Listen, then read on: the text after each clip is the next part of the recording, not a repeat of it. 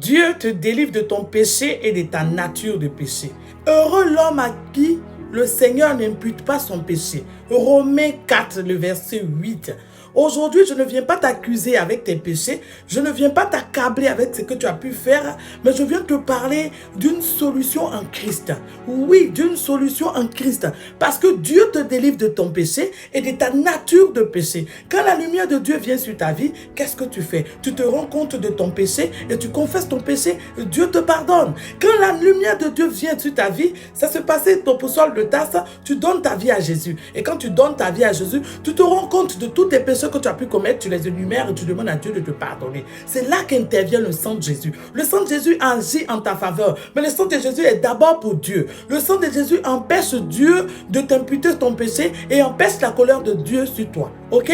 Maintenant, quand tu as fini de confesser tes péchés, j'entends encore des gens qui me disent, Ange-Marie, je suis toujours vaincu par le péché. C'est comme si j'ai toujours péché. Tu passes ton temps à te repentir. Et tu pars de repentance en repentance. Là, il faut comprendre que c'est Satan qui t'accuse dans tes pensées parce qu'il sait que tu n'as pas compris ce que c'est que le sacrifice de Jésus à la croix. Ce sacrifice de Jésus à la croix a une double portée. Son sang a coulé pour te pardonner de tes péchés et l'acte de Jésus à la croix, c'est-à-dire que sa mort de Jésus, son ensevelissement et sa résurrection constitue un acte majeur de délivrance de notre nature de péché. C'est pour ça que j'ai utilisé hier le verset de Galates 2, le verset Galates 2, 20, qui dit que j'ai été crucifié avec Christ.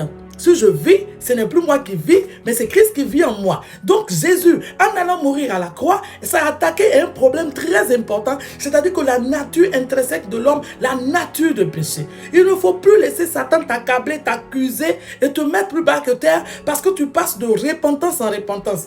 À chaque fois tu demandes pardon, tu demandes pardon. Je viens te dire aujourd'hui que Dieu te délivre de ton péché. Non seulement il t'a délivré, mais il t'a délivré aussi de la nature de péché. Parce que la Bible dit que tous sont péchés, mais sont privés de la gloire. Et Romains 3, le verset 23. Mais la Bible dit que par la grâce et par la rédemption de Jésus, nous avons été sauvés. Ok? Ça, c'est le verset 24 de Romains 3. Donc, il ne faut pas que tu laisses Satan t'attaquer dans ta nature de péché. Parce que à la croix, Jésus t'a délivré de ta nature pécheresse et de ta nature de péché.